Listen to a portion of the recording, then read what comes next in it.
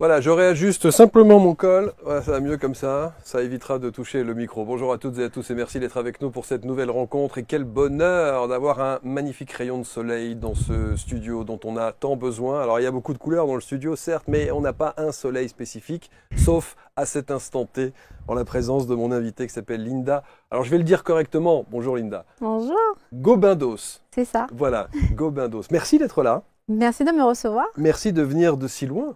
La Guadeloupe. Exactement. Il fait bon en ce moment en Guadeloupe? En ce moment, alors aujourd'hui, il y a une tempête qui passe sur la Bon, voilà, Guadeloupe. bon, comme ça, c'était pas le jour. Nous sommes Hein. une petite île tropicale, mais il fait quand même aux alentours de 29-30 Bah, degrés. voilà, voilà. Donc, c'est le fameux chaud et humide qui est Exactement. parfois difficile à vivre aussi. Exactement. Qui est pas simple. Merci d'être là. Merci. Je suis très, très content que vous soyez là parce que quand on prépare les émissions, évidemment, on a ce qu'on appelle une fiche de prod. Et sur cette fiche de production, il y a tous les éléments qui sont susceptibles de raconter votre histoire. Et votre histoire n'est pas l'histoire de tout le monde. Elle est assez atypique. Et j'ai l'impression que votre chemin est jonché de synchronicité, de signes qui vous prédestinent aujourd'hui à être ce que vous êtes. Exactement. C'est exactement ça. Hein. Vous vous définissez comme une semeuse de graines pour les chercheurs de mieux-être. Tout à fait. Donc, pour moi, une semeuse de graines, ben justement, elle sème des graines.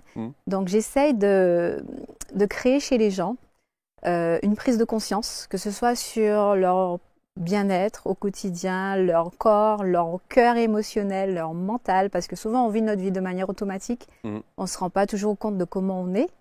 Et donc de par mes réseaux sociaux, parfois j'écris des petites phrases ou des textes. Pour moi, c'est une graine. Parfois, je reçois des gens au cabinet, je leur donne des conseils. Ben, pour moi, ce sont des graines. Et pourquoi j'ai choisi semeuse de graines? Parce qu'une semeuse de graines, en fait, c'est pas elle qui crée le changement, mais elle initie. Et pour moi, le véritable changement, il vient de la personne qui reçoit la graine. Ouais, qui reçoit et qui accepte ensuite ou pas. Qui accepte ou pas. Mais c'est là où je trouve que c'est beau parce qu'il y a la liberté de choisir et la liberté de changer ou pas. Et moi, je ne suis pas celle qui va venir à tout prix vous faire changer votre manière de vivre. Je vous suggère des choses. Et si vous sentez que vous êtes prêt et que vous êtes en capacité, ben c'est à vous de faire germer ma graine. Et donc, c'est pour ça que je parle de semeuse de graines. Il n'y a pas d'idée de forcer les choses. Vous êtes thérapeute? Mon titre, c'est praticienne en médecine ayurvédique. Ouais. Et donc, tout ce que je fais, c'est souvent au travers de la médecine ayurvédique, de ma propre expérience personnelle et aussi de la spiritualité dont j'ai hérité tout au long de ma vie. Quoi. Exactement. Et on va commencer par ça. Alors, votre discipline, c'est au travers de l'Ayurveda. Tout à fait. Vous allez nous expliquer, pour ceux qui ne connaissent pas, évidemment, ce qu'est l'Ayurveda, même si c'est un mot qui revient assez régulièrement, en tout cas pour ceux qui sont ouverts et qui ont une dimension de médecine parallèle. Est-ce qu'on peut considérer ça comme une médecine parallèle? Moi, le mot que j'aime, c'est médecine complémentaire. Complémentaire. Parce qu'il y a une vraie complémentarité avec la médecine moderne. Donc, la médecine ayurvédique, elle est appelée aussi médecine traditionnelle et elle est reconnue par l'OMS depuis 1982 comme une médecine traditionnelle, donc une médecine ancienne. Elle a plus de 5000 ans, elle a des origines indiennes. Mais ce que j'aime, c'est que les principes de base nous informent que l'Ayurveda est une médecine universelle. Donc, elle peut aider tout un chacun à trouver un équilibre sur le plan physique, mental et émotionnel pour vivre une vie heureuse, épanouie et saine. Mais ce qui est assez incroyable, Linda, c'est que c'est pas très, très répandu. Ça commence à se répandre. Ça se démocratise un peu. Voilà. Mais il y a du chemin encore. Il y a du chemin. Je dirais que c'est surtout en France que c'est un peu limité parce que moi, j'ai fait mes études au niveau universitaire en Angleterre. Oui, donc, c'est déjà très popularisé là-bas. Aux États-Unis aussi, on en parle beaucoup de l'Ayurveda, mais c'est surtout ceux qui connaissent déjà le yoga qui vont être familiers, enfin qui sont familiarisés avec l'Ayurveda. Ouais. La spiritualité, vous êtes tombée dedans toute petite. Je crois que c'est un cadeau de la vie, ça. C'est vrai, avec maman. Mais je suis née dans une famille qui pratiquait déjà de la méditation et était déjà très versée vers tout ce qui est philosophie indienne. Ouais. Bien que ma famille était catholique à la base. En Guadeloupe, il y a beaucoup de familles qui sont catholiques et qui ont aussi une influence indienne, puisqu'on a des origines indiennes. Je suis la 6e génération née là-bas. Et donc, j'ai bercé dans ça. Si vous voulez, chaque semaine, on allait faire des sessions de méditation. Et j'ai beaucoup grandi dans l'enseignement de la philosophie indienne. Donc, tout ce qui est la gratitude, le détachement aux choses, j'ai baigné dedans et ça paraissait tout à fait naturel pour moi. Eh oui. Et partir en vacances, pour nous, nos vacances, c'était passer du temps dans un ashram. Un ashram, c'est comme un monastère où on va pratiquer justement la méditation. C'était pas un monastère strict, ça veut dire c'est pas comme les moines qu'on voit au Tibet, Mais c'est quand même un endroit où c'est un peu fermé et on reste là pour faire des pratiques spirituelles. Ouais. Et pour moi, c'était normal, mais c'était mes vacances. Hein. Mais ça, c'est fantastique. Déjà, rien que sur ce point-là, vous faites partie d'une génération, nous faisons partie d'une génération qui n'a pas franchement été élevée dans cette C'est vrai que c'était assez avant-gardiste. C'est très avant-gardiste. Parce que quand je rentrais à l'école après l'année d'après, l'année scolaire, donc je me rappelle quand j'avais 7 ans, je devais être en CE1, quelque chose comme ça. Et je raconte à mes camarades, voilà, je suis partie en vacances, c'était génial, on a médité, je parlais d'énergie, je parlais d'encens. Et là, tout le monde me regarde. Là, les gens me regardent mes camarades me regardaient avec des gros yeux, ils disaient rien, mais l'expression du visage disait tout. Oui. Et je sentais depuis là que c'était atypique et j'ai appris à fermer ma bouche en fait. Donc j'ai gardé ça pour moi, je continuais à pratiquer mes affaires. Je lisais des livres qui parlaient de la mort, donc je pense qu'à 9 ans, j'avais déjà lu des livres qui parlaient de la vie après la mort, de réincarnation, de choses comme ça.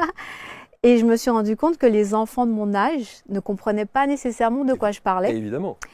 Et on me regardait comme la fille bizarre, limite la sorcière. Donc j'ai vraiment appris à fermer ma bouche, je faisais mes affaires en cachette et en général c'est les gens beaucoup plus âgés que moi, donc peut-être la génération de ma mère qui comprenaient mon langage et donc j'ai appris à échanger plus avec ces gens-là et donc je pense que ça m'a aidé aussi dans ma maturité. Ce qui serait extraordinaire, est-ce que vous avez recherché, est-ce que vous êtes remonté un petit peu chez vos ancêtres, vos aïeux peut-être? Est-ce que votre maman qui vous a inculqué ce que vous êtes aujourd'hui et cette dimension spirituelle a elle-même a eu cet apprentissage de la spiritualité par ses parents, par ses grands-parents? Est-ce que vous êtes déjà remonté un petit peu pour voir? Comme il faut connaître aussi l'histoire de l'arrivée des Indiens en Guadeloupe, donc ils sont arrivés après l'esclavage, donc pour travailler.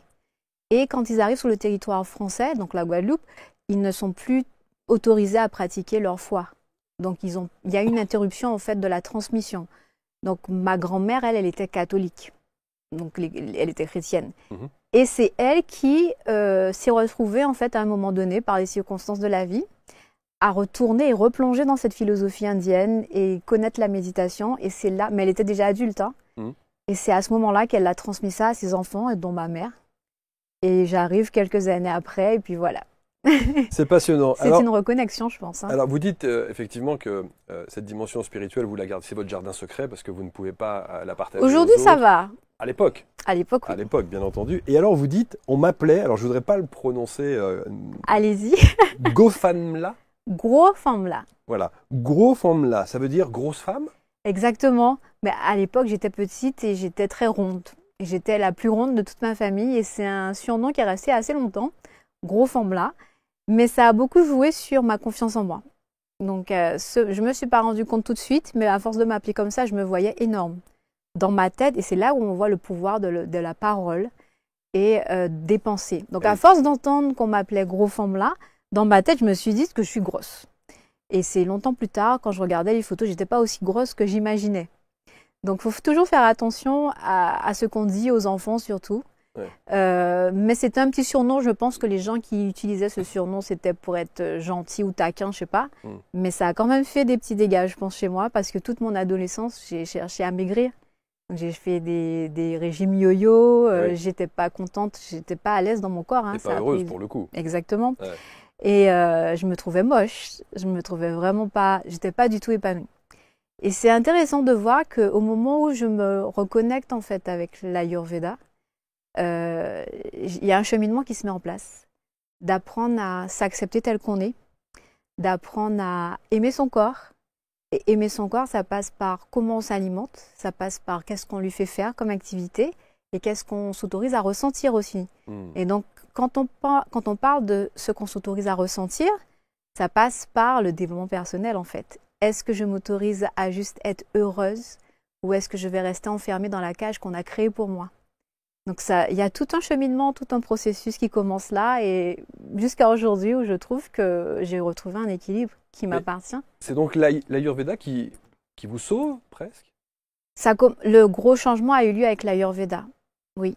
Mais je veux pas... Qui me sauve, oui, mais il y a aussi la spiritualité. Oui. Vous savez, quand on commence à méditer, on se reconnecte à soi en fait. Quand on ferme les yeux, on se retrouve face à soi. Et donc on ressent tout ce qui a été imprégné en nous, on le ressent, ça remonte. Et là, il y a un travail qui commence, est-ce que c'est réellement moi ou pas? Et je pense que ça a commencé, mais j'avais pas encore suffisamment de force. Et c'est quand je suis rentrée dans l'Ayurveda, vous l'avez dit tout à l'heure, c'est un cheminement. Donc parfois, on a déjà un premier outil, mais on a besoin d'un autre outil pour renforcer en fait la démarche. Et ça s'enchaîne au fur et à mesure. Et je pense que c'est un travail qui se fait graduellement. Souvent, les gens pensent que le changement ou la guérison, c'est quelque chose qui doit être instantané. Moi, je dis que souvent, c'est un cheminement. Et un cheminement, ça prend parfois du temps. En tout cas, dans votre cheminement, dans votre cursus, vous allez quand même suivre des études de médecine, oui. Des études médicales, oui. Pour faire plaisir aux parents. J'ai commencé, alors, pour faire plaisir… rassurer les parents. Alors, il faut savoir que l'Ayurveda, je suis tombée dessus quand j'étais adolescente et j'ai eu un coup de foudre pour cette discipline et je me suis dit, c'est ce que je veux faire et je l'ai dit à mes parents. Et ma mère, elle m'avait dit, ok, on verra quand tu auras ton bac, on va en rediscuter. Toujours la même chose, passe ton bac d'abord. Mais elle était d'accord pour que j'aille faire de l'Ayurveda, mais elle voulait quand même qu'on attende. Parce qu'à l'époque, je ne vais pas dire mon âge, mais à l'époque, c'était vraiment le truc inconnu. Un ovni. Et puis, quand on a son enfant qui fait des études, qui est à l'école et qui veut se spécialiser en Ayurveda, et il n'y a pas de diplôme en Ayurveda, à l'époque, il n'y a pas ça, et encore moins en France. Donc, c'est assez bizarre. Quand j'obtiens mon bac, elle me conseille, donc je reparle d'Ayurveda, bien évidemment, et elle me dit, mais j'aurais aimé que tu aies un diplôme. Donc, quel que soit le diplôme, j'aurais aimé que tu aies un diplôme, en fait, pour être sûr que tu as quelque chose de solide. Et à l'époque, mon médecin généraliste était donc médecin, mais elle pratiquait l'homéopathie seulement. Et donc, elle m'a dit, mais pourquoi pas devenir médecin, comme ça tu auras une base solide, et ensuite tu feras l'Ayurveda, tu pourras pratiquer l'Ayurveda. Avec une spécialisation, voilà. Une forme de spécialisation. Voilà. Et donc, je me suis lancée dans les études de médecine dans cette perspective. C'était pas ce que je voulais faire au fond de moi, mais je trouve que ça a été utile, puisque j'ai vraiment appris le corps humain de manière scientifique. J'ai vraiment étudié tout ce qui se passe sur le plan cellulaire, qui fait qu'aujourd'hui, quand je parle d'Ayurveda, je peux l'expliquer avec des termes scientifiques. Et donc, je pense que le corps médical arrive mieux à comprendre ce que c'est, au lieu de rester dans une image très mystique de l'Ayurveda, j'ai envie de dire, parce que quand on connaît l'Ayurveda, c'est quelque chose de très scientifique, en fait. C'est juste que le vocabulaire est différent. Et donc, je me lance dans mes études de médecine. Je trouve ça super intéressant, puisque je fais des expériences vraiment extraordinaires. J'ai assisté à l'accouchement, j'ai aidé 9 femmes à accoucher. Donc ça veut dire que j'ai vu c'est quoi un accouchement, j'ai su soigner les nouveau-nés, j'ai aussi fait face à la mort en fait. Un des premiers patients que j'ai eu à gérer, c'était quelqu'un qui était en train de mourir, je l'ai vu mourir et j'ai dû faire sa toilette. C'était pas évident, mais ça forme et ça forge. J'ai même touché le cœur d'une personne à qui on faisait une opération à cœur ouverte. Donc, vous voyez que c'est assez enrichissant, mais la manière dont ça se passait à l'hôpital, je sentais que ce n'était pas comme ça que je voulais aider les gens. C'est peut-être trop brutal, trop brut. Trop brutal, trop froid, trop distant. Et il y avait aussi ce sentiment de supériorité. Donc, quand on a la blouse blanche, on devient une sorte de dieu. Et j'ai souvent vu les patients s'abandonner, en fait, dans nos bras, on va dire, pour qu'on puisse les sauver. Et ça m'avait dérangée. La première fois que j'avais ressenti ça, ça veut dire que la personne est couchée dans le lit et limite, elle disait « sauvez-moi ». Et là, je me suis dit, je ne pense pas que ça soit réellement mon rôle de vous sauver. C'était déjà en moi, ça. Et j'ai découvert avec l'Ayurveda qu'en fait, ce qui me passionne le plus, c'est de remettre le pouvoir entre les mains de la personne et lui dire « tu as le pouvoir d'aller mieux. Je peux te guider, mais réveille-toi. Ne t'abandonne pas dans mes mains. » Oui, et pour moi, le médecin, tout le corps médical, même les médecines complémentaires, nous sommes des guides. Mais la personne qui doit réellement faire la démarche d'aller mieux, c'est le patient, c'est la personne. Si elle ne veut pas aller mieux, elle ne va pas mettre en place les conseils qu'on va lui donner. Si la personne ne souhaite pas aller mieux, il ne va pas avaler le médicament non plus. Quelle définition, Linda, vous donneriez justement à cette pratique de l'Ayurveda? Quand on vous demande, qu'est-ce que vous répondez? Je dis qu'en général, l'Ayurveda, c'est une discipline qui permet à tout un chacun de trouver un équilibre à tous les niveaux. Et cet équilibre se situe entre l'harmonisation de l'environnement qui nous entoure, la nature qui nous entoure, et notre nature intérieure. Il faut trouver un équilibre entre les deux. Ce que l'Ayurveda dit, c'est que nous sommes tous des individus uniques. On ne peut pas tous fonctionner de la même manière. Donc, on ne peut pas, même si on prend par exemple le même médicament ou la même plante, on n'aura pas nécessairement les mêmes effets. Donc, il faut apprendre à connaître le rythme de notre métabolisme, Par exemple, le transit peut être différent. Il y en a qui iront à la selle 3 fois par jour, il y en a qui iront une seule fois ou peut-être une fois tous les 2 jours.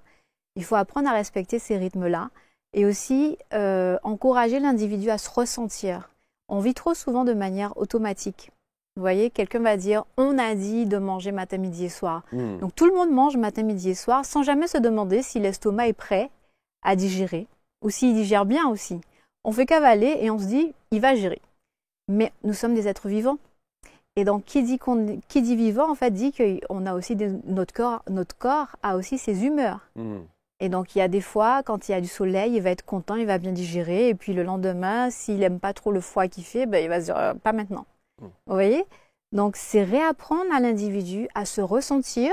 Une fois qu'on se ressent, on peut mieux adapter ce qu'on mange, ce qu'on fait à notre corps. Alors, on va voir comment, dans des cas pratiques, que vous puissiez nous expliquer ça. Il y a une autre anecdote dans votre chemin de vie, quand vous êtes ado, et que vous racontez d'ailleurs, que je trouve assez étonnante, c'est-à-dire on a le sentiment quand même que tout est fait. Il y a des petits cailloux blancs sur votre chemin systématiquement qui se présentent à vous pour bien vous faire comprendre que votre chemin de vie, c'est bien la médecine ayurvédique. Et en particulier, là, ce n'est pas un petit caillou blanc, c'est un petit livre vert. Oui. Quel est-il ce petit livre vert? Alors, qui a considérablement joué dans votre vie oui, aussi. Mais ça c'était l'élément, on va dire, déterminant. Je me rappelle, c'était pendant les vacances de Pâques, genre, je ne me rappelle plus quelle année, je devais avoir 15-16 ans. Et j'étais chez des amis à mes parents, devant une grande bibliothèque, un peu comme ça, mais plein de livres partout. Et à l'époque, je me rappelle que je n'aimais pas lire, surtout pas les livres de l'école, ça m'ennuyait. Mais dans la grande bibliothèque, avec plein de livres, il y a un tout petit livre qui m'appelle, qui m'attire. Je ne sais pas pourquoi, mais je tends la main et je l'attrape. Et je le dévore en une journée, je l'ai dévoré. Et j'étais en mode, waouh, c'est ce que je veux faire. C'est là où je vous parlais tout à l'heure du coup de foudre avec l'Ayurveda. Ben, il s'est produit comme ça, là. J'ai lu ce livre et ce qui m'a vraiment touchée, c'était de voir qu'on pouvait soigner les gens avec des choses très simples. Des choses qu'on retrouve parfois dans notre cuisine, comme du miel ou certaines épices. Ce qui m'a aussi touchée, c'est de voir comment, en s'adaptant au rythme de la nature, on peut rééquilibrer beaucoup de choses en nous.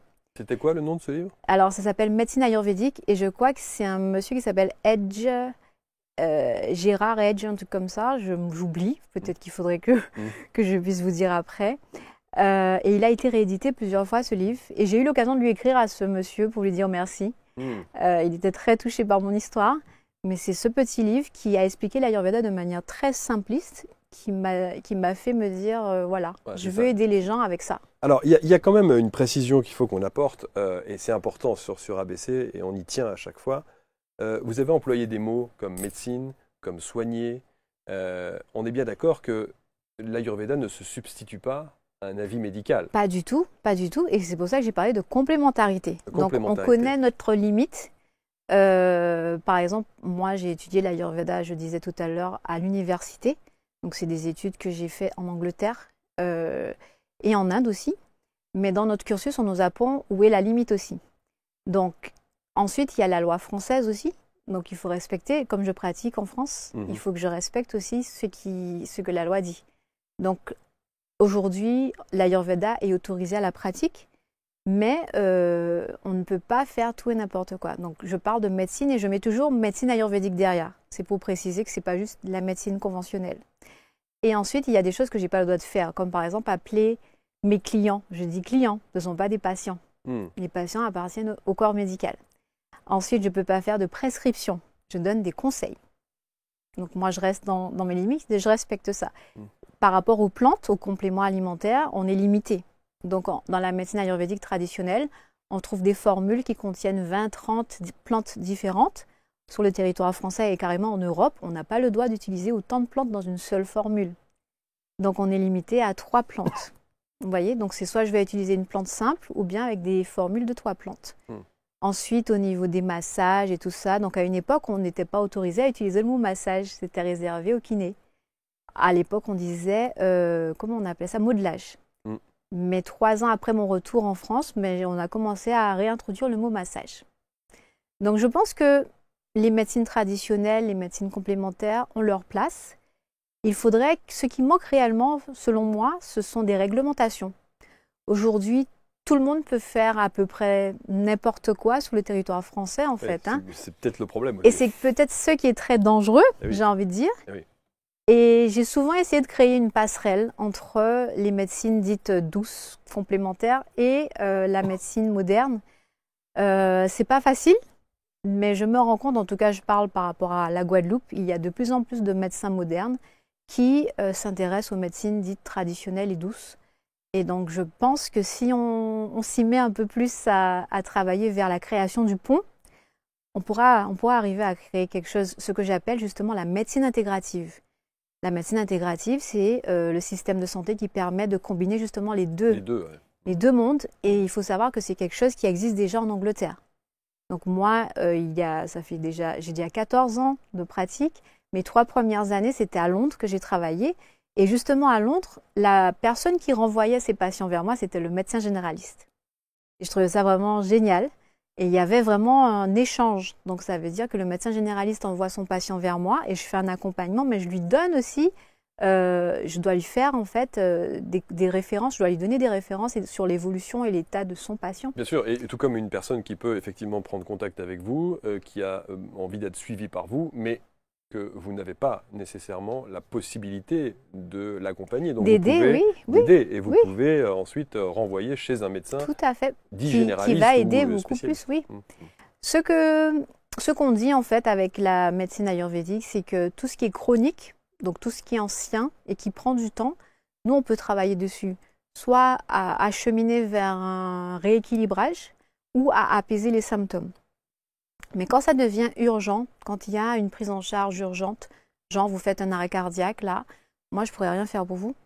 Si vous êtes en train de faire une hémorragie, je ne pourrais rien faire pour vous. Donc il y a des cas aigus où il faut absolument passer par le corps médical. Et parfois on peut combiner les deux. Donc on peut avoir son traitement avec le médecin et faire une complémentation avec autre chose. Qu'est-ce que... Pour parler très concrètement de la médecine ayurvédique, qu'est-ce qu'on peut donner comme exemple spécifique d'un avant-après avec des patients? Vous dites pas patient, vous dites client. Vous avez raison. D'exemples concrets pour bien expliquer des mots MAUX que vous avez rencontrés au travers de vos clients il y a beaucoup de choses. Suite à ça, il y a vraiment beaucoup de choses. Alors, il y a eu des cas de cancer, par exemple, où on arrive un peu à prolonger. Donc, souvent, les gens, quand il y a les cancers, ils viennent me voir vers la fin, quand ils ont déjà tout essayé. Et c'est arrivé déjà, dans certains cas, pas tous, où avec l'alimentation, sans rentrer dans des choses compliquées, donc l'alimentation, certaines plantes, on arrive à trouver un confort et prolonger de quelques années, en fait, la vie de ces gens. Mais on ne règle pas le problème du cancer. On ne règle pas le problème. On est bien d'accord. Non. Et comme je dis tout le temps, on s'adapte au traitement du médecin. Donc pendant la période de chimiothérapie, on ne fait rien. Je respecte ça.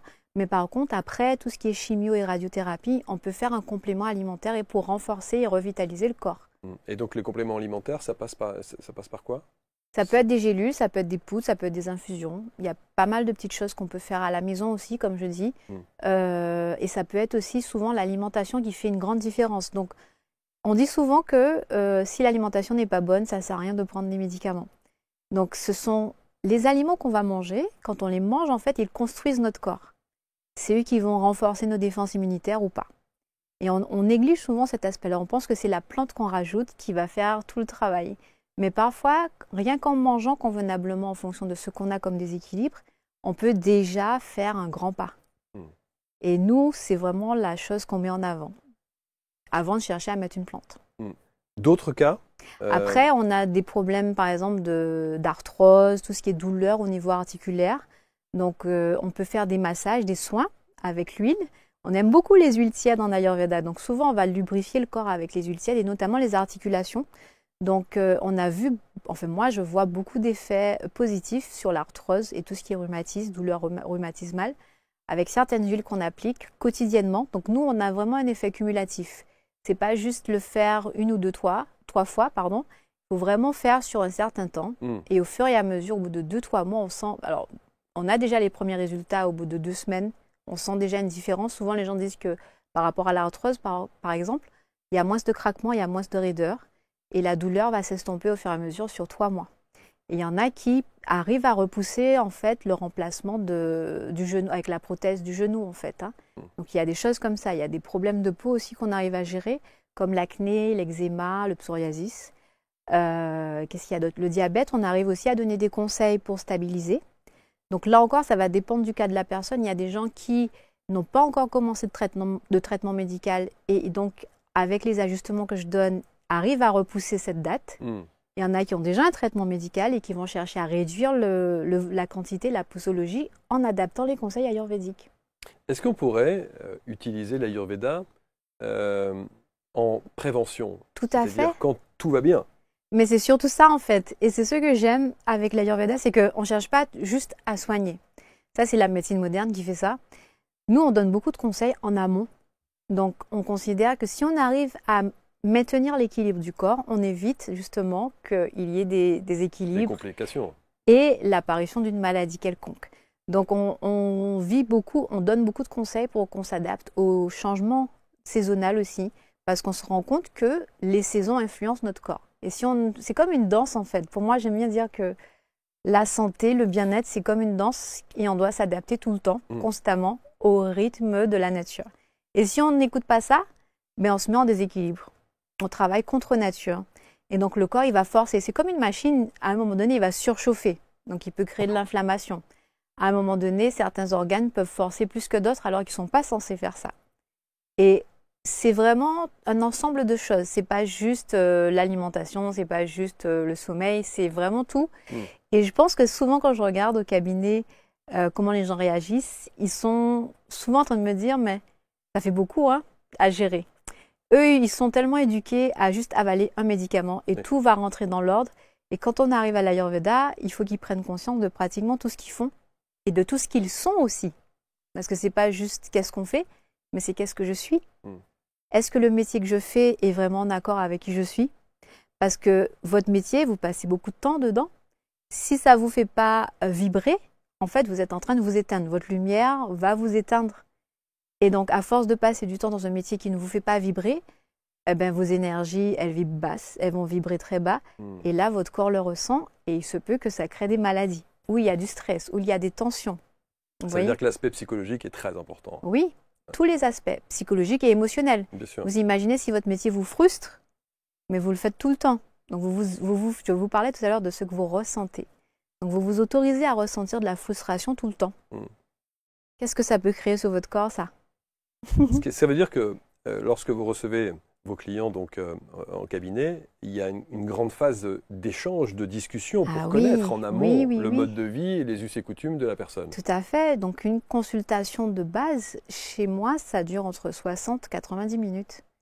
Donc, ça demande de vraiment connaître et comprendre la personne. Donc, connaître, on va dire, à tous les niveaux. Parfois, je peux poser des questions qui vont jusqu'à leur petite enfance. Et s'ils ont l'information, ça peut même aller dans le ventre de leur maman. Parce que selon l'Ayurveda, à partir de la fécondation de l'œuf, tout ce que l'individu va vivre et ressentir impacte et influence qui il sera. Et c'est ce que la science appelle l'épigénétique. Mais l'Ayurveda avait déjà décrit ça il y a 5000 ans. Vous voyez, c'est ça, moi je trouve ça fascinant. Je suis d'accord avec vous, c'est assez incroyable. Sauf que l'Ayurveda a un langage assez terre-à-terre. On va parler des 5 éléments, l'espace, l'air, le feu, l'eau, la terre, les doshas. Ce sont des énergies. Donc quand les gens entendent ça, ils ne comprennent pas. C'est des mots sanscrits, ça fait bizarre. Il y a tout de suite une dimension un peu ésotérique. Hein. Voilà. Tout de suite. Mais comme je vous disais tout à l'heure, c'est très scientifique. Donc si on arrive à l'expliquer, les gens ils comprennent mieux et se disent « Ah, mais ce n'est pas aussi magico-religieux que je pensais. » Donc quand je vous parle d'épigénétique, l'Ayurveda explique que depuis justement la fécondation de votre œuf dans le ventre de votre maman, tout ce que vous allez manger, tout ce qu'elle va manger, ça va vous impacter, tout ce qu'elle va ressentir, tout ce qu'elle va penser, vous êtes directement impacté. Et ça peut vous mettre en déséquilibre ou pas depuis dans son ventre. Donc vous imaginez si il y a une femme qui est enceinte et elle est tout le temps en colère et elle mange beaucoup épicé et elle habite là où il fait chaud dans le désert et elle ne boit pas assez d'eau, mais là ça augmente le feu en elle. Et le petit bébé qui est dans son ventre va grandir avec déjà une prédominance de feu, d'éléments feu. Ça peut donner quoi? Ça peut donner à la naissance un enfant qui sera souvent colérique, qui aura de l'inflammation. Cette inflammation peut s'exprimer par la peau, par exemple, ou carrément dans son tube digestif. Vous voyez? Tandis que si, durant sa grossesse, elle a cherché à s'équilibrer, à manger des choses qui vont la rendre calme et renforcer son corps, elle peut donner naissance à un enfant qui sera beaucoup plus robuste et apaisé et calme. C'est pour ça qu'on a reçu il y a quelques jours de cela une personne qui est connue qui s'appelle Marie-Estelle Dupont, qui est psychologue. Et elle expliquait qu'elle voyait les effets du Covid 3 ans après sur des mamans qui étaient enceintes pendant la période du Covid. Donc mais le stress, mais oui. Angoisse, doute, les peurs, etc., etc. Et elle voyait ces enfants qui sont aujourd'hui âgés de 3 ans, qui rentrent à l'école et qui ont des troubles du comportement. Wow. Parce que justement, il y a eu un impact de la maman sur... il y a une transmission qui se fait. Sur la transmission, bien sûr. Tout le temps. Et donc, c'est important de prendre conscience de ça, déjà lors de la consultation, mais même vous, dans votre vie de tous les jours, et c'est là où on voit l'importance, quand vous avez une femme enceinte autour de vous, de créer ou de contribuer à une atmosphère, on va dire, épanouissante pour elle. C'est pour ça que certaines futures mamans en profitent. Ça, c'est un autre problème. Alors, quelques conseils pour cette fameuse médecine Ayurveda. On va rentrer en période hivernale. Là, on y est. Qu'est-ce que préconise pour anticiper justement les troubles qu'on pourrait avoir, que l'on connaît tous pendant l'hiver? Qu'est-ce qu'il faudrait faire? Qu'est-ce qu'on pourrait mettre concrètement en place là tout de suite pour bien anticiper l'entrée dans l'hiver? Alors déjà, comme je disais, c'est s'adapter. La santé, c'est une danse et il faut toujours s'adapter au rythme de la nature. Donc, il suffit d'observer ce qui se passe à l'extérieur. Donc dehors, qu'est-ce qu'on observe? Il y a le foie qui commence à s'installer. Il y a de la pluie, un peu d'humidité. Et donc, qu'est-ce que ça invite à faire, ça? Déjà, il faut se réchauffer. Donc, prendre le temps de se réchauffer de par les vêtements qu'on porte, mais également de l'intérieur, donc par rapport à ce qu'on mange.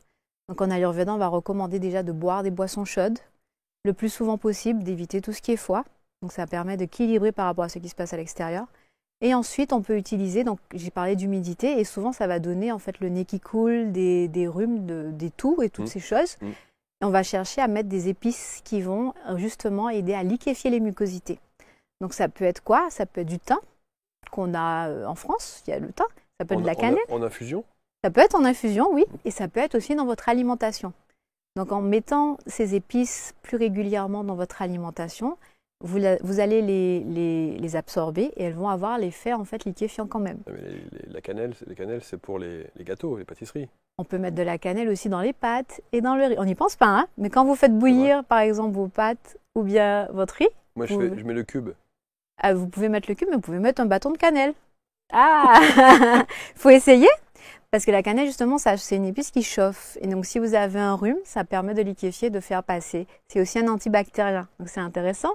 Et pour ceux qui sont un peu plus aventuriers, vous pouvez essayer du gingembre, du curcuma. Donc là, on est sur des épices un peu plus exotiques. Mais elles sont aussi efficaces. Donc elles ont toutes cet effet chauffant pour le corps et elles vont tous agir à combattre en fait tout ce qui est rhume et bactéries et toutes ces choses. Donc c'est déjà un premier truc. Et moi j'aime bien incorporer aussi le miel parce qu'on connaît tous les bienfaits du miel et le miel aussi a cette capacité de renforcer le corps. Donc ce sont des choses très basiques. Ensuite, on dit d'observer le rythme de la nature. Ça veut dire que le soleil va se coucher de plus en plus tôt. Et donc il faudrait essayer d'aller dormir un peu plus tôt. C'est pour ça que quand on regarde dans la nature, on voit les ours, ils vont hiberner. Je ne vais pas vous demander d'aller hiberner, mais l'idée c'est qu'il faudrait essayer d'aller dormir plus tôt pour avoir des nuits plus longues, parce que l'organisme en a besoin pour se renforcer. Et quand c'est l'été, le soleil il se couche plus tard, on peut profiter plus longtemps. Oui, mais on n'y pense pas. Ajuster ses heures de sommeil au rythme de la nature. En fonction. Et c'est vrai que même parfois c'est paradoxal, c'est-à-dire qu'on préconise souvent de garder un rythme et de s'y tenir toute l'année.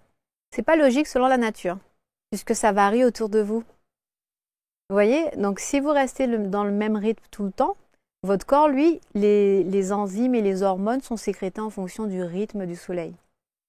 Et ça, il y a des récepteurs en vous qui se déclenchent automatiquement. Donc c'est pas vous qui décidez à quel moment que votre foie va sécréter telle hormone ou que... Vous voyez, c'est vraiment des récepteurs qu'il y a en fonction du rythme de la nature. Vous avez déjà vu? Dans la nature, les fleurs se ferment quand le soleil se couche. Et les animaux vont dormir automatiquement, quelle que soit l'heure sur l'horloge en fait. Donc eux, ils ont cette horloge interne qui dicte leurs actions. Nous aussi, on l'a. Mais sauf que nous, on a peut-être l'ego qui nous dit « Ah non, il y a l'électricité, on va rester plus tard, on doit travailler, on peut regarder la télé, on va faire autre chose. » Mais si on s'écoute réellement, quand le soleil se couche, on n'a qu'une envie, c'est de rentrer en mode cocooning, retrait, voilà. Et on est tellement déconnecté de notre corps qu'on ne prête plus attention à ça. Alors certains vont dire, oui, mais c'est bien gentil, Linda, elle est en Guadeloupe, donc vivre au rythme de la nature, c'est pas un problème. Hein, ouais, le soleil, il est là. Le soleil est là. De temps en temps, ils ont un petit typhon, mais c'est pas très grave, on fait avec. C'est vrai? C'est plus facile? C'est plus facile parce qu'il n'y a pas de grande variation du coucher de soleil et tout. Donc on a peut-être 1 heure de variation, mais vous avez vraiment beaucoup d'heures. Hein. Je crois qu'il y a 3 ou 4 heures de différence sur une année. Donc, c'est plus compliqué. Je dirais pas que c'est plus compliqué, c'est une nouvelle discipline à adopter. Et ce qui est dommage, c'est qu'on vit dans un monde où on fait que suivre ce que la société a décidé. Et à aucun moment on se dit, tiens, et si j'essayais de faire différemment? On n'ose pas dire ça. Mais faire différemment, ça serait pour son propre bien-être. Je vous donne un exemple que je donne souvent. C'est le fait de manger. Tout à l'heure, je disais, on dit de manger matin, midi et soir. Alors ça, c'est la grande question. Mais votre corps, il vous dit quoi? Est-ce que votre corps vous réclame? L'une des raisons qui fait que j'ai perdu, je vous ai dit, quand j'étais plus jeune, j'étais grosse. Je me suis rendu compte que je mangeais plus que ce dont mon corps avait besoin. C'est pour ça que j'ai accumulé. Mais sans doute pour compenser, c'était plus psychologique qu'autre chose. Il y avait aussi de la compensation. Mais quand j'ai commencé à écouter mon corps et j'ai commencé à identifier la vraie faim, donc la faim de l'estomac, pas la faim, l'envie de manger ou le devoir de manger, parce que beaucoup mangent par devoir. Quand on a dit manger matin, midi et soir, ils se forcent à manger le matin, ils se forcent à manger le midi et ils se forcent à manger le soir. Mais quand on écoute son corps, moi je sais que j'avais pris conscience de ma faim grâce à l'Ayurveda. Et quand j'ai réalisé que ma faim ne se manifeste pas tout le temps, matin, midi et soir, c'est là que j'ai appris à dire « Ah ben non, je ne peux pas me nourrir tout le temps. » La faim pour nous, c'est le signe que l'estomac est prêt à digérer ce qu'on lui apporte. Donc si vous lui donnez à manger alors qu'il n'était pas prêt, il va s'encrasser, les aliments vont rester dans votre estomac, ils vont fermenter. Pour nous, ça c'est le début de l'inflammation et des toxines. Et quand vous apprenez à respecter justement cette faim qu'on appelle le feu digestif, Agni en sanskrit, mais là vous commencez à vivre en harmonie avec votre corps, la digestion se fait mieux, vous stockez moins. Ça veut donc dire que on a grandi quand même avec cette phrase de nos parents, ne pars pas à l'école avec le ventre vide. Une hérésie. Eh bien oui. Il faut faire. En fait, mes clients sont souvent surpris quand je leur dis de manger quand ils ont faim parce qu'ils pensent qu'ils vont tomber dans les pommes. Et la plupart d'entre eux se rendent compte qu'ils peuvent tenir toute la matinée sans manger. Certains d'entre eux peuvent tenir toute la matinée sans manger sans jamais se sentir mal. Au contraire, ils se sentent mieux. Et il y en a d'autres qui auront besoin de manger 3 ou 4 fois par jour. Et c'est là où je dis, il n'y a pas une règle de base pour tout le monde parce qu'on est tous différents. Et il suffit de s'observer. Et des fois, dans la même famille, on n'est pas pareil. C'est vrai. Moi, j'ai une maman, que j'embrasse d'ailleurs, qui ne prend jamais de petit déjeuner et qui commence à déjeuner à partir de 14h seulement. Et ça lui convient très bien. Voilà. Donc, elle termine de dîner la veille au soir, il est 20h, 20h30. Et rien avant 14h le lendemain. Et ça lui va très bien. Mais oui. Maintenant, on entend beaucoup parler du jeûne intermittent et tout. Moi, j'aime pas donner de titre à ça. Je vous demande juste d'observer votre rythme à vous. Donc, il y a des gens qui, comme je disais, il y a des gens qui ont besoin de 4 repas par jour. Ça va dépendre de quelle activité que vous faites. Si vous êtes très physique, votre corps va demander beaucoup plus puisqu'il brûle plus d'énergie. Mais si vous passez votre journée assise à un bureau, vous ne faites pas grand-chose, il n'a pas besoin de beaucoup d'énergie en fait. Quand on dit pas grand-chose si vous êtes derrière un bureau, c'est-à-dire que vous ne vous dépensez pas beaucoup. Oui, oui. Ça veut pas dire c'est pas la somme de travail. Non, on est d'accord. Derrière un bureau, vous ne foutez rien en fait, dans l'absolu. C'est pas du tout ce que j'ai voulu dire. Je parlais des dépenses en calories. Bien sûr, je vous taquine, bien entendu. Et là, si vous mangez matin, midi et soir, il se peut que vous ne dépensiez pas tout ce que vous avez mangé. Et donc, ça va se stocker, ça risque d'encrasser votre corps. Donc, c'est important d'identifier quel genre d'activité que vous faites. Est-ce que vous bougez beaucoup? Est-ce que vous allez faire du sport après le boulot? Si vous allez faire du sport, il faudra manger en conséquence aussi. Et comme je dis à chaque fois, c'est pas juste écouter ce que les gens disent, mais c'est surtout ressentir ce que votre corps vous dit. Et moi, je dis que à la base d'une bonne santé, c'est la relation qu'on développe avec son corps qui va déterminer en fait si ça va bien se passer ou pas. On sait travailler dur pour entretenir notre relation avec nos conjoints, notre époux, notre femme. Mais par contre, notre corps, on le néglige tout le temps. On ne sait pas ce qu'il aime, on ne sait pas c'est quoi ses préférences, on ne sait pas quelle quantité d'heures de sommeil il a besoin pour être bien. Et quand il nous dit qu'il n'aime pas quelque chose, on lui dit « mais oui, mais vas-y, c'est bon ça ». On ne prend jamais le temps. Je donne un exemple. Souvent, les gens sont des aigreurs quand ils mangent à l'estomac, quand ils mangent des tomates. Oui. Et comme on a dit, quelqu'un a dit que les tomates, c'est bon pour le système cardiovasculaire, on mange les tomates, mais là, ça brûle. Pourquoi on ne se dit pas, tiens, ça me fait mal. Peut-être que ça ne me correspond pas, tiens. À partir du moment où un aliment vous fait du mal, c'est qu'il n'est pas bien digéré. Donc, il y a deux choses. C'est soit votre estomac, il n'aime pas cet aliment, donc il faudra respecter ça, ou il faut aider votre estomac. Donc, il faudra le booster pour qu'il puisse arriver à le digérer. Par exemple, quand on parle d'intolérance au gluten en Ayurveda, pour nous, ce n'est pas une intolérance, c'est une incapacité à digérer le gluten. Et on dit souvent qu'il faut booster ce fameux feu digestif pour qu'il puisse aider l'individu à mieux digérer le gluten. Parce qu'il y a des gens qui digèrent très bien le gluten. Et on peut vivre aussi sans gluten. Et on peut aussi vivre sans gluten. Donc, mais l'idée, c'est surtout de trouver qu'est-ce qui se passe dans votre corps, mais pas nécessairement faire comme tout le monde. La notion d'écouter son corps est fondamentale en Ayurveda. C'est vraiment ce que j'ai découvert et c'est ce que, à la base de l'Ayurveda, c'est qu'on est tous différents. Ouais, et alors donc, et ça revient aussi à dire que tous les protocoles qu'on nous apprend, qu'on nous inculque en disant il faut faire ci, il faut faire ci, non, déjà commençons par écouter ce que accepte et tolère notre corps et on adapte cela avec un mode de vie. Et on n'a pas à faire comme tout le monde. Et je crois que c'est vraiment ça la révolution, en fait, parce qu'on veut tous rentrer dans le moule et le cadre que la société nous impose. Bien sûr. Donc, par exemple, moi, si j'explique aux clients, voilà, ne mangez pas nécessairement le matin, vous allez peut-être prendre un encas à 10 heures. Et là, mais oui, mais mes collègues, ils prennent pas de pause pour manger, ça va faire bizarre si je mange. Mais en quoi c'est dérangeant? Il y a bien des gens qui font une pause pour aller fumer. Fumer, il me semble que c'est pas bon pour la santé, mais ils prennent quand même 10-15 minutes pour faire ça. Pourquoi se sentir mal quand on ira justement nourrir son corps? Les enfants. Les enfants, là aussi, évidemment, les enfants suivent le rythme de vie des parents, imposé par les parents, imposé aussi par l'école. Tout à fait. Est-ce que là, il y a beaucoup à dire? Il y aurait beaucoup à refaire, à Moi, revoir? je pense que tous les conseils que je viens de donner, là, il faudrait les inculquer depuis très jeune. Donc, ça commence déjà à la maison. Et ensuite, c'est vrai que l'école pose un cadre. C'est pas toujours évident d'aller contre le cadre de l'école, mais déjà, si on apprend certaines choses aux enfants à la maison, c'est déjà bien. Par exemple, souvent, j'entends que les enfants ne veulent pas manger le matin. Donc, ça serait de les éduquer à ressentir leur faim. Est-ce que tu n'as vraiment pas faim? Ou bien tu n'aimes pas ce que je t'apporte? Est-ce qu'on ne va pas explorer autre chose? Et est-ce qu'il n'y a pas une autre alternative? Par exemple, je vais te donner un goûter beaucoup plus conséquent. Donc, ça veut dire que ça ne sera pas le petit déjeuner avant d'aller à l'école, mais tu vas manger quand tu auras faim à la récréation. Mais nous, on pense systématiquement petit déjeuner avant de partir. Oui, c'est le fameux ne pars pas le ventre vide. Voilà. Oui, bien sûr. Mais quand je discute avec mes clients, beaucoup d'entre eux me disent que leurs enfants n'ont pas nécessairement faim le matin. Donc, il y a une sorte de combat qui commence là, de lutte. On force l'enfant à manger le matin alors qu'il n'a pas faim.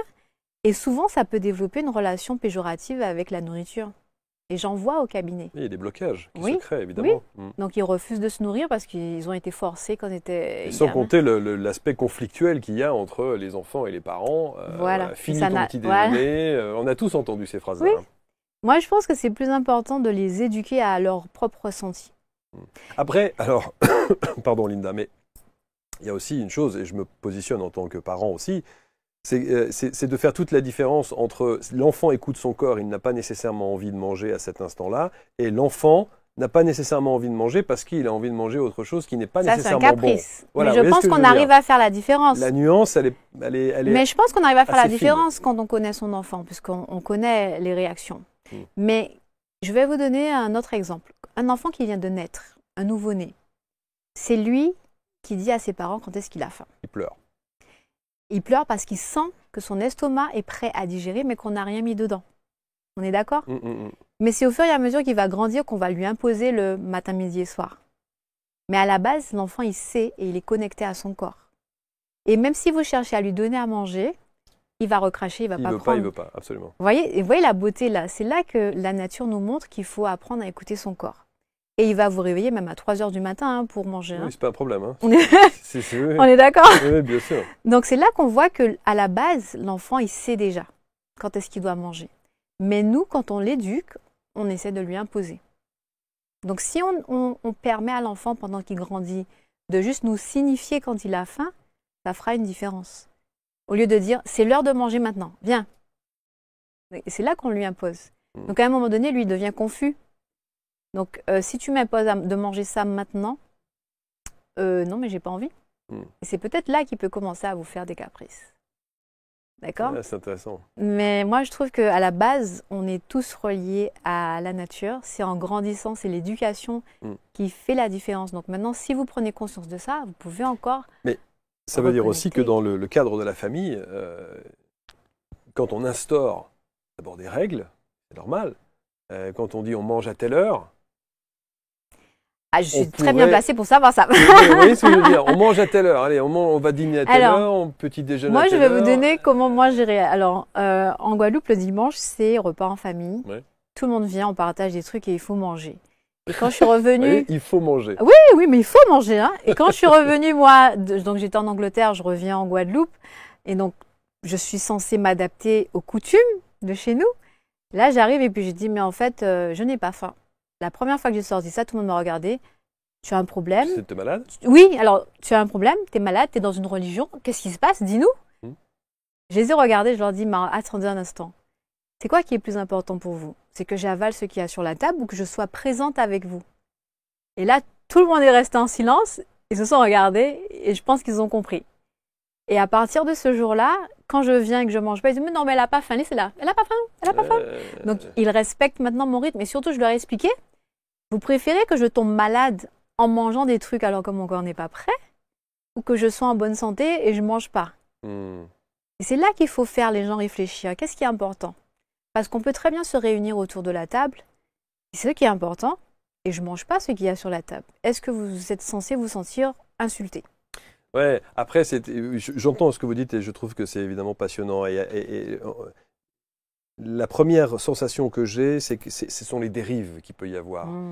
Quand vous avez des enfants quand on parle d'anorexie, quand on parle de boulimie, quand on parle de choses comme ça, c'est très difficile de se dire non, mais attendez, moi, je respecte le rythme de vie de mon enfant. Oui, mais là, il y a un problème, il y a une pathologie. Alors, à quel moment on se rend compte qu'il y a un véritable problème, vous voyez? Il faut savoir faire la différence et je pense que ça passe par l'observation. Donc, un enfant qui ne va pas s'alimenter parce qu'il y a quelque chose de psychologique, je pense qu'on le sent. Mais un enfant qui se nourrit parce qu'il écoute le rythme, quand on a faim en fait. Vous voyez? Mais quand on est perturbé par quelque chose de psychologique, je pense que ça transparaît aussi. Ça se voit par un enfant qui a faim, il est joyeux de manger, il aime manger, il prend plaisir à se nourrir. Mais quand il y a la boulimie, l'anorexie, on sent que l'enfant est fermé. On sent qu'il y a quelque chose, l'enfant s'est replié. Et c'est comme une manière d'exprimer un mal-être. Donc ça passe aussi par l'observation de l'enfant, numéro 1. Et numéro 2, il y a des enfants qui sont par exemple anorexiques. J'en ai vu au cabinet, parce que justement, petit, on leur a tellement forcé à manger et à faire des choses que ça crée en fait quelque chose au niveau du mental qui fait qu'ils rejettent. Pour eux, c'est une sorte de punition de manger. Et c'est pas leur truc. En Guadeloupe, on mange bien. Oui, je pense qu'on mange très bien. On mange épicé. Oui. C'est bon, c'est pas bon? Mais moi, j'aime, oui. Mais comme je dis, je ne cherche pas à imposer puisque on est tous différents. Rappelez-vous. Moi, ça me plaît. Mais j'aime pas trop quand il y a du piment. Bon, et ça veut dire que alors, quand vous faites des repas en famille, du coup, vous restez à table sans manger avec eux? Pas tout le temps, quand j'ai faim. Quand j'ai faim. Oui, quand j'ai faim. Mais ils savent déjà. Hein. Ils me connaissent déjà. Ça veut dire qu'ils ont calqué en fait le rythme de leur vie et des repas en fonction de vos horaires. Non, c'est pas ça. Ils font à leur manière, mais quand je viens, moi, ce que je dis, c'est qu'on soit ensemble, c'est ça qui est le plus important. Et c'est moi qui vais choisir à quel moment je mange. Et je ne veux pas tout manger. Voilà, c'est ça. Et alors, je me mets à la place des grandes fratries. Dans la famille, si chacun commence à manger à son rythme à 16 heures en disant... Non mais c'est vrai, je veux dire, vous vous rendez compte, c'est un peu l'anarchie, quoi. Bon, après, quand on regarde comment les choses évoluent, on n'est pas censé non plus manger à 16 heures le déjeuner. Oui, j'ai bien compris. Bien sûr. Donc en fait, écouter son corps, écouter son rythme, en fait, ça ne veut pas dire qu'on va contre la société nécessairement. Comme je dis, il faut réfléchir à ce qui est important. Est-ce que manger parce qu'on est ensemble pour vous faire plaisir, c'est ce qui est plus important que de respecter mon corps? Parfois, c'est juste passer du temps ensemble. Ça fait aussi partie de la philosophie de l'Ayurveda. Oui. Alors, en Ayurveda, ils imposent parfois un rythme. Ça veut dire que si, durant les changements de saison, on peut sentir qu'il y a un déséquilibre au niveau du métabolisme, mais si vous arrivez à réajuster, à un moment donné, un certain équilibre va réapparaître sur la saison. Donc si par exemple maintenant, vous voyez que la faim arrive peut-être un peu plus tard parce que le soleil se lève plus tard, donc vous allez peut-être avoir faim vers 9h, 10h, ben, durant toute la période de l'hiver, il se peut que votre petit déjeuner, vous le preniez vers 10h. Et ça va rester comme ça, jusqu'au changement de saison. Quand il y a un changement de saison, on sent un déséquilibre. Il faut prendre conscience de ça. Et ensuite, on ajuste. Le programme d'accompagnement avec Linda. Alors, vous êtes évidemment en Guadeloupe, on l'a expliqué tout à l'heure. Venir en Guadeloupe pour vous voir, ça serait évidemment magnifique. Ah, le luxe Hein, le grand luxe, bien sûr. En visio, je suppose que c'est possible. Je fais des consultations en visio, oui. J'ai pas mal de gens déjà sur la France hexagonale et même ailleurs. Donc ça, c'est possible. Il n'y a pas de souci. Donc, en venant sur mon site internet, www.linda-du6gobardos avec 2s.com, vous allez trouver les infos. Il est juste en dessous de la vidéo. Vous allez trouver les infos. Donc, c'est des entretiens en fait qu'on fait en ligne où je pourrais vous aider d'une manière ou d'une autre. Alors, je dis que l'Ayurveda peut toujours aider parce que même si on n'arrive pas à résoudre le problème dans son entier, il y a toujours un aspect qu'on arrive à mettre en lumière pour la personne. Et ça peut toujours faire partie de son cheminement. Donc, que ce soit sur l'alimentation ou les problèmes émotionnels. Parce que souvent, moi je dis que bien 70% des gens que je reçois ont une maladie parce qu'il y a eu une mauvaise digestion des émotions. Et les émotions, on ne nous apprend jamais à les digérer. Déjà, on ne nous apprend pas à les comprendre. On nous interdit de les ressentir. Et ensuite, on ne sait pas nécessairement comment les nettoyer. Et d'un point de vue ayurvédique, une émotion, c'est un peu comme de la crasse. Donc il faut arriver à dégager ça régulièrement pour que le corps et le cœur émotionnel ne puissent pas s'encrasser. Vous devez être extrêmement reconnaissante de l'éducation que vous avez eue et de ce que vos parents vous ont inculqué. Tout à fait, tout à fait. Parce qu'en fait, c'est ce qui me permet de parler comme ça aujourd'hui. Et c'est ce qui permet de travailler sur soi aussi. Et d'être la femme que vous êtes aujourd'hui avec l'expertise que vous avez aujourd'hui. Tout à fait. C'est un ensemble de choses. Hein. Donc, ce qu'on reçoit des parents, c'est un peu comme de la nourriture. Et ça fait partie de ce qui nous construit. Pour terminer, Linda, on a énormément centralisé la pratique de l'Ayurveda avec l'alimentation. C'est le cœur. C'est la base, je dirais. La base. Mais il y a 5 grands axes thérapeutiques. Il y a l'alimentation, il y a les plantes médicinales, il y a des conseils en hygiène de vie adaptés aux saisons et au rythme de la nature. Il y a des soins corporels, donc les massages. Et il y a toute la partie que j'appelle développement personnel qui va nous permettre de nous reconnecter à notre cœur émotionnel, à notre mental. Tout ce que je disais sur comprendre ce qui rentre dans notre tête au travers de nos 5 sens. Ça peut être ce qu'on regarde, ce qu'on écoute, ce qu'on lit. Ça peut être ce qu'on ressent sur le corps aussi. Toutes ces choses-là nous nourrissent, nous renforcent ou nous fatiguent ou bien nous affaiblit. Donc il faut choisir vraiment ce qui nourrit notre être tout entier. Passionnant. Votre livre ?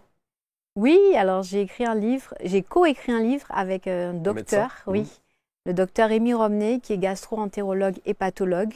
Et on a décidé de faire un livre à deux qui montre justement cette médecine intégrative. Donc on combine les deux médecines pour apporter des solutions sur le tube digestif. Et le livre s'appelle « Les troubles digestifs, c'est fini », paru aux éditions Jouvence. Très bien. Et donc apparemment, c'est un livre qui est très digeste, puisqu'il est écrit de manière très simple et très abordable pour tout public en fait. Et donc vous pouvez le trouver dans toutes les grandes librairies et aussi sur nos sites respectifs. Voilà, exactement. Et tout à l'heure, vous avez parlé du programme que je propose en début de chaque année, donc en janvier. Je lance un cours qui s'appelle « Renaître » et qui permet d'approfondir les connaissances de base de l'Ayurveda pour appliquer dans notre vie de tous les jours. Et donc, si ça intéresse, ça sera avec plaisir que je vous accueille dans ce cours pour découvrir l'Ayurveda, mais de manière pratique. C'est pas juste de la théorie. J'aime bien quand l'Ayurveda devient fluide. Le côté digestion est toujours là. Et donc, j'aborde différents aspects, différentes thématiques de cette médecine pour qu'on puisse l'incorporer à notre vie de tous les jours pour justement vivre une vie saine et épanouie. Comme vous l'êtes. Merci. Merci infiniment. Merci Linda. C'est un plaisir. Rentrez bien. Toutes les informations pour entrer en contact avec Linda en bas de cette vidéo avec les liens bien entendu, son site internet, son ouvrage et toute sa pratique au travers de cette médecine dite médecine holistique. Merci infiniment. Bon retour sous le soleil. Oui. Et ces jolies plages de la Guadeloupe. Merci à tous, vous commentez, vous partagez, vous connaissez le principe et on se retrouve très vite pour une prochaine rencontre. Salut.